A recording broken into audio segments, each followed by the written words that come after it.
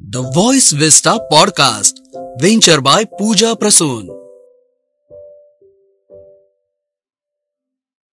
The voice vista media house by Pooja Prasoon प्रस्तुत स्वास्थायू, स्वास्थ्य आपल्या दारी, health at home.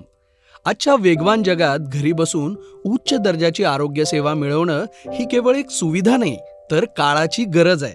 Expert nursing care पासून सिनियर सिटीजन सपोर्ट पर्यंत, फिजिओथेरपी पासून होम लॅब टेस्ट पर्यंत, स्वास्थायू, हेल्थ ॲट होम तुमच्या दारात वैद्यकीय सेवा आणि रुग्णसेवा पोहोचवत आहे, ज्यामुळे आपल्या आणि आपल्या प्रियजनांच्या आरोग्याची काळजी घेणं सोपं होत आहे. या होम हेल्थ केअरच्या क्रांतीमागे आहे एक दूरदृष्टी असलेलं सेवाभावी नेतृत्व. Shrikant Joshi, CEO and founder, Swasthayu, health at home, Nashik. Shri Joshi यांना hospital sales and marketing, business development आणि रिलेशनशिप मॅनेजमेंट या विविध क्षेत्रांमध्ये 25 वर्षांहून अधिकचा अनुभव आहे. अनेक नामांकित कॉर्पोरेट हॉस्पिटल्समध्ये त्यांनी नेतृत्वाच्या जबाबदाऱ्या सांभाळल्यात. देशभरात 25हून अधिक सिंगल आणि मल्टी स्पेशालिटी हॉस्पिटल्स यशस्वीपणे लॉन्च आणि डेव्हलप करण्यात त्यांचा महत्त्वपूर्ण वाटा आहे. आता त्यांच्या अनुभवाची आणि दूरदृष्टीची जोड होम हेल्थ केअरमध्ये, जिथे प्रत्येक रुग्णाला त्याच्या घरीच उत्तम वैद्यकीय सेवा आणि रुग्णसेवा मिळणार आहे. चला तर home health care, expert guidance आणि पेशंट फर्स्ट केअर बद्दल जाणून घेऊया फक्त स्वास्थायू, हेल्थ ॲट होम सोबत. नमस्कार प्रेक्षक हो, स्वास्थायू टॉक्स या कॅन्डिड पॉडकास्टमध्ये तुमचं पुन्हा एकदा स्वागत. स्वास्थायू टॉक्सच्या मागच्या भागांमध्ये आपण खूप सुंदर आणि इंटरेस्टिंग माहिती जाणून घेतलेली आहेच आणि मला माहिती आहे तुमची उत्सुकता खूप वाढलेली आहेच. म्हणूनच आजच्या भागात सुद्धा आपण स्वास्थायूचे श्रीकांतजी जोशी यांना पुन्हा एकदा आमंत्रित केलेलं आहे आणि त्यांच्याकडून आपण अजून काही माहिती ऐकून घेणार आहोत, जाणून घेणार आहोत. नाशिकमध्ये अंथरुणावर खिळलेल्या रुग्णांसाठीची ही सुविधा श्रीकांतजी आणि त्यांची टीम घेऊन आलेली आहे. तेव्हा आजच्या भागात त्यांच्याकडून अधिक माहिती जाणून घेऊयात. या सुविधेचा आपल्याला, आपल्या ओळखीच्यांना, आपल्या माहितीतले जे रुग्ण असतील त्यांना तुम्ही कसा वापर करून देऊ शकता याबद्दलची माहिती श्रीकांतजी आपल्याला देणार आहेत. तेव्हा श्रीकांतजी, आजच्या या भागात तुमचं पुन्हा एकदा स्वागत. वेलकम. येस, धन्यवाद. थँक्यू. नमस्कार सर. नमस्कार. खरं तर आजच्या चर्चेकडे सुरुवात करताना मला असं म्हणायचं की आनंदी राहण्याची गुरुकिल्ली या शब्दातच खरं तर खूप काही आहे. पण मला तुम्हाला असं विचारायचं आहे की आजच्या काळामध्ये उतार वयात जे वृद्ध आता आहेत त्या नागरिकांनी आनंदी जीवन कसं जगावं याबद्दल तुम्हाला काय वाटतं? बेसिकली हा प्रश्न खरंच लहान तोंडी मोठा घास होऊ शकतो, कारण की मी ज्येष्ठ तर नाही आहे. बट लास्ट 10 वर्षाच्या एक्सपिरियन्समध्ये जवळपास 10,000हून अधिक रुग्णांशी जेव्हा आम्ही संपर्कात आलो तेव्हा खूप काही गोष्टी अशा आढळल्या, त्याच्यामुळे हा टॉपिक थोडासा घेण्याचा धाडस केलं पाहिजे. आमचे आजोबा होते 98 वर्षाचे. ते आत्ता 1 वर्षापूर्वीच नाही आहेत जगात. बट ते खूप छान गोष्टी बोलायचे, त्यांच्याकडे खूप काही गोष्टी शिकण्यासारख्या होत्या. त्यांनी खूप छान गोष्ट आम्हाला सांगितली होती की जगण्यात आनंद आहे, पण आनंदात जगणं कठीण आहे. तर ह्या अनुषंगावरच मला हा टॉपिक सुचला आणि त्याच्यामुळे म्हटलं तुम्हाला सांगावं. तर आता याच्यामध्ये उतार वयामध्ये ज्येष्ठ नागरिकांनी आपलं हे जीवन कसं जगलं पाहिजे, तर सगळ्यात महत्त्वाचं की हे जीवन जगताना थोडंसं आपल्याला फिजिकली ॲक्टिव्ह होणं महत्त्वाचं आहे. फिजिकल ॲक्टिव्हिटीज काही थोडंसं चालणं झालं किंवा स्पेसिफिकली थोडंसं काही हाताचे व्यायाम झाले किंवा पोटाचे व्यायाम, हे असं करणं महत्त्वाचं आहे. ईट स्मार्ट, चांगलं खाणंही महत्त्वाचं आहे आणि तेही न्यूट्रिशियस गोष्ट खाणं, कारण की ह्या छोट्या छोट्या गोष्टी आहेत. याचं जर गोष्ट आपण घेतली तर नक्कीच आपण चांगल्या पद्धतीत हे जीवन जगू शकतो. नंतर स्पेसिफिकली इमोशनल वेलबिंगवर फार महत्त्वाचं काम ज्येष्ठांना करणं गरजेचं आहे, कारण की बऱ्यापैकी जे आमचे रुग्ण आम्ही जे घरी ट्रीट करतो त्याच्यात बघितलं असतं की त्यांचं इमोशनल वेलबिंगच संपलेलं आहे, कारण की त्यांच्याशी बोलणारं कोणी नाही आहे, ते एकटे आहेत. तर माझं इंटेन्शन की ह्या आजच्या ज्येष्ठांनी कुठेतरी सोशल होणं, संघामध्ये येणं, क्लब्समध्ये येणं हे फार महत्त्वाचं आहे. आणि नंतर हसणं पण हा एक मोठं इलाज आहे बेसिकली.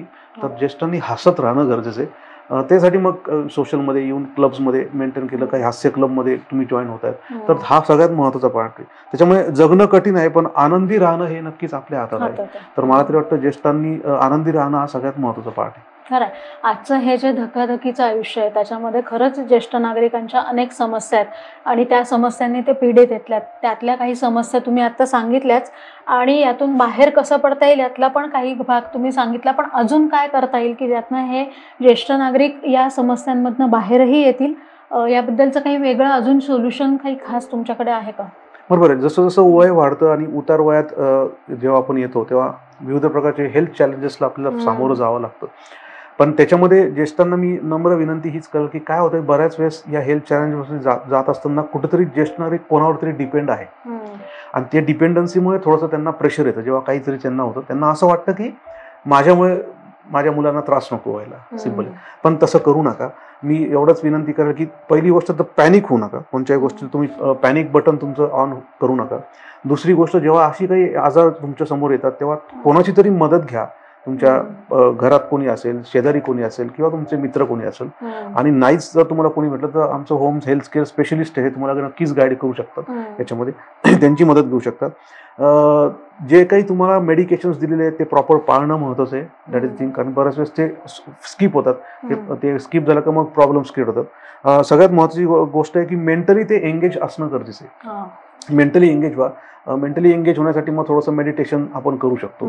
काही विविध प्रकारचे संस्था आहेत ते योगामध्ये सहभाग घेऊ शकतो. त्याच्यामुळे तुम्ही मेंटली खूप चांगल्या पद्धतीत काम कराल. आणि सगळ्यात महत्त्वाचं की आमची एक सेवा आहे की एक आमची होम हेल्थ केअर स्पेशलिस्ट आहेत.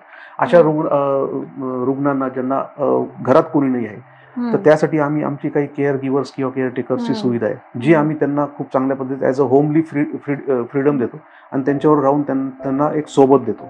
त्याच्यामुळे तुम्ही करेक्ट करू शकता नक्कीच आम्हाला अशा वेळेस. त्याच मुद्द्याकडे मी येणार होते. कारण उतार वयात वेगवेगळ्या समस्यांना ज्येष्ठांना सामोरं जावंच लागतं आणि त्याच्यामध्ये मग पथ्याचा अभाव असतो, वेळेचा अभाव असतो. या सगळ्यामध्ये तुमच्याकडून योग्य उपचार मिळण्यासाठी अजून काय तुम्ही सुविधा देता किंवा काय मदत होते? अगदी बरोबर. कारण याच्यामध्ये उतार वयात हा सगळ्यात महत्त्वाचा प्रॉब्लेम आहे की जेव्हा काही होतं तेव्हा हॉस्पिटल समोर येतं आणि हॉस्पिटल समोर आल्यावर पैसा एवढा घालावा लागणार, सिंपल. हा सगळ्यात महत्त्वाचा पार्ट आहे. तर मी एवढं सांगेल की एक खूप छान सोल्युशन आपल्याकडे आहे की बऱ्याच वेळेस हॉस्पिटलमध्ये छोटासा आजार जरी असला तरी आपल्याला काही वेळेस हॉस्पिटलमध्ये जावं लागतं. पण जेव्हा जे अंथरुणावर खिळलेले रुग्ण असतात त्यांना हा सगळ्यात मोठा चॅलेंज असतो. त्यांना हॉस्पिटलमध्ये घेऊन जायचं कसं काय, आणि स्वतः जर कोणी एकटा असेल तर हा सगळ्यात मोठा प्रश्न असतो. की आनंदी जीवन जगणं हे जे तुम्ही सांगताय हे सगळ्यात त्यासाठी खूप महत्वाचं आहेच. पण मला वेगळ्या एका मुद्द्याकडे यायचंय की आजकाल आपण बघतो की वृद्धाश्रमांची संख्या खूप वाढत चाललेली आहे. मग या मागचं नेमकं कारण काय असेल असं तुम्हाला वाटतं? म्हणजे वृद्धांची गरज संपत चालली आहे घरातली की आणखी काही वेगळी कारण आहेत? आता वृद्धांची गरज संपत चालली अशी गोष्ट नाहीये. वृद्धाश्रमांचं आजकाल जे प्रमाण वाढत चाललंय त्याचे 50% रिझन आहेत. बेसिकली 50% जे काही पेरेंट्स आहेत वृद्धांचे त्यांना इलाजच नाहीये की फॉर एक्झाम्पल आता जे मेट्रो सिटीजमध्ये आहेत, मुंबई किंवा पुण्यामध्ये रूम्स छोट्या असतात. मग त्यांना बऱ्याच वेळेस असं वाटतं की यार ज्यांना जागा नाही, आपल्याच जागा त्यांना आपण मग त्यांना मग ते वृद्धाश्रममध्ये ठेवतात. काही गोष्टी असतात की न्यूक्लिअर फॅमिलीज आहे, दोघंही काम करतायत पण घरात एकटे असतात वडील किंवा आई. मग ते एकटेपणा त्यांना असं वाटतं एकटेपणाने मग ते बोर होतात. मग त्यांना तो थोडंसं एन्झायटी लेवल आणि स्ट्रेस लेवल वाढते. मग त्यापेक्षा त्यांना कुठेतरी कम्युनिटीमध्ये अटॅच होणं त्यासाठी मग वृद्धाश्रमामध्ये ठेवतात. हा एक समाज आहे. पण 50% काही लोक आहेत ज्यांना कदाचित त्रास होत असतो घरात ज्येष्ठांचा. मग तो पण एक पार्ट आहे जो तिकडे ठेवू शकतात. तर त्याच्यामुळे वृद्धाश्रमाची संख्या वाढते. तर याचे दोन्ही रिझन्स आहेत. एक पॉझिटिव्ह रिझन्स पण आहे, निगेटिव्ह रिझन्स पण आहे. पण तोच एक पार्ट आहे की हा सगळ्यात महत्त्वाचा पार्ट. श्रीकांतजी, ही जी खूप सुंदर कन्सेप्ट तुम्ही काम करत आहात या कन्सेप्टवर आणि खूप महत्वाची आहे. आजच्या काळामध्ये जे काम तुम्ही करताय ते खरंच खूप महत्वाचं आहे. पण हे तितकं सोपं पण नाहीये आणि हे एकट्याचं काम पण नाहीये. त्यासाठी खरंच अनेक हातांची गरज असते.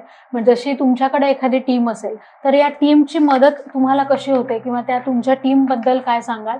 आणि हे सगळं काम करत असताना विशेष आपण कुठेतरी कृतज्ञ असतो की ज्यांच्यामुळे म्हणा आपण हे काम करतो आहोत किंवा सुरुवात झाली, या सगळ्याबद्दल काय सांगाल? नक्कीच. मला ही सगळ्या गोष्टी करत असताना आतापर्यंत जवळपास 9,000हून अधिक रुग्णांना मी आतापर्यंत यशस्वीरित्या सेवा दिलेली आहे. आणि या सेवा देत असताना ही काही नुसतं एकट्या माणसाचं काम नाही आहे, याच्यात मोठी टीमचा सहभाग आहे. लिटरली पहिले मी धन्यवाद करेन माझ्या मिसेस जे गायत्री जोशी, जे आज पूर्ण ॲडमिन सगळं सांभाळतात. त्याच्यामध्ये मग बरोबर त्यांच्या पल्लवी जोशी मॅडम आहेत बाकी आमची सुपरवायझर्स टीम आहे दोघांची.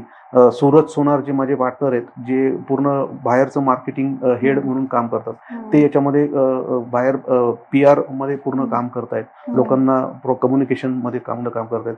मी या सगळ्या टीमचं खरंच धन्यवाद व्यक्त करेल, कारण की या टीममुळे होत नाही सिम्पली. आणि बाकी आमचे 200 जवळपास स्टाफ आहे, nursing staff, care givers, physiotherapist आहे, जे आज डायरेक्टली फील्डमध्येच काम करत आहे. ते एक मोठं पुण्याचं काम करत आहे आणि हे काम करते म्हणून आम्हाला थोडंसं एक छोटंसं पुण्य मिळते. तर हा एक सगळ्यात महत्त्वाचा पार्ट आहे, ज्याच्यात मी नक्कीच सगळ्यांना थँक्स म्हणेल. खरंच खूप सुंदर कन्सेप्ट आहे आणि खूप छान काम तुमची टीम करते आहेच.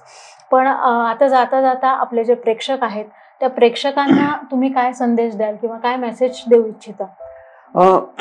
प्रेक्षकांना मेसेज, सगळ्यात महत्त्वाचा मेसेज हाच आहे की 1-2 मेसेज मला नक्कीच द्यायचे की थोडासा तुमच्या आयुष्यातला दिवसभराच्या धकाधकीच्या किंवा वेळेच्या याच्यामध्ये तुम्हाला थोडंसं तुमच्या घरातले जे ज्येष्ठ आहेत त्यांना एक 15-20 मिनिटं तरी दिवसातनं वेळ काढा.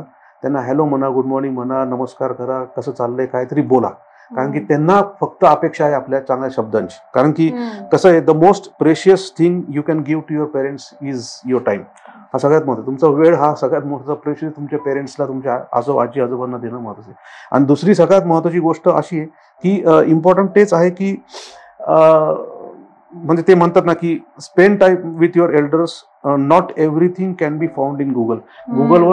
गुगलवर सगळ्या गोष्टी नाही मिळणार. जिथं तो टाइम जो तुम्ही तुमच्या आई वडिलांना देणार आहात तो सगळ्यात महत्त्वाचा. आणि आई वडिलांनी ज्यांनी आपल्याला घडवलेलं आहे तर त्यांना आपलं काम आहे सांभाळणं. कारण की सगळ्यात मोठी गिफ्ट आहे आपले जी मुलांना जे संस्कार पडणार आहेत, की मुलांचं जे संगोपन होणार आहे, हे आज हे ज्येष्ठच आहे जे आपल्या मुलांना चांगलं कॅरेक्टरमध्ये आणणार आहे, त्या चांगलं संगोपन देणार आहे. तर ह्या 2 गोष्टी महत्त्वाच्या आहेत माझ्यासाठी, जे आज सगळ्या श्रोत्यांना किंवा सगळ्यांना मी नम्र विनंती करेल, वेळ द्या पेरेंट्सला. आणि पेरेंट्सला वृद्धाश्रमात ठेवण्यापेक्षा आपण आपल्या हृदयात ठेवा, तर बरोबर सगळ्या गोष्टी सिंपल आहे. तर मी तेच लिहून आणलंय स्पेसिफिकली की तरुण असताना वृद्धांचा आदर करा, बलवान असताना दुर्बलांना मदत करा, चूक असताना चूक कबूल करा, कारण आयुष्यात एक दिवस तुम्ही वृद्ध, कमकुवत आणि चुकीचे असाल. सिंपल. तर इम्पॉर्टंट तेच आहे की केव्हा तरी तुम्ही वृद्ध होणार आहात, तर त्यावेळेस काय, दॅट इज थिंग. तर हा प्रश्न नक्कीच सगळ्यांना हा घेऊनच आपण आजचा एपिसोड संपूया. आणि खूप छान वाटलं आज मला इथे बोलवल्याबद्दल आणि थँक्यू व्हेरी मच. खूप सुंदर मेसेज तुम्ही दिलेला आहे सर. आजच्या धकाधकीच्या जीवनामध्ये आनंदी राहण्याची गुरुकिल्ली आम्ही आजच्या भागातनं तुम्हाला देण्याचा प्रयत्न केलेला आहे. आशा आहे की आजचाही भाग तुम्हाला तितकाच आवडला असेल. तुमच्या प्रतिक्रिया आमच्यापर्यंत पोहोचवायला विसरू नका. त्या नक्की आमच्यापर्यंत पोहोचवा. आम्ही तुमच्या प्रतिक्रियांची वाट पाहतो आहोत.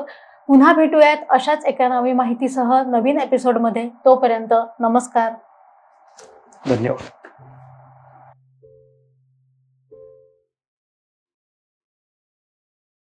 Thank you for tuning into the voice vista podcast.